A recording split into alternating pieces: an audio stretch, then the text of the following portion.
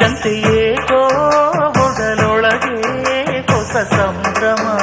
ಎದೆಗುಡಿಯಲ್ಲಿ ನೀನು ನಿಲ್ಲುವ ಓ ಪ್ರಿಯತಮ, ಪ್ರೀತಿ ಮಲ್ಲಿಗೆಯ ಇಲ್ಲಿ ಚೆಲ್ಲುವ ಓ ಪ್ರಿಯತಮೇ.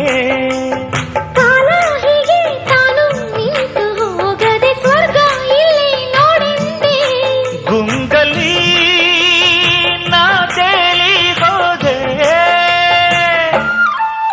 ಯಾವ ದೇವಶಿಲ್ಪಿ ಕಡೆದನು ನಿನ್ನ ಕವಿ ಕಾಳಿದಾಸ ಕಲ್ಪನೆ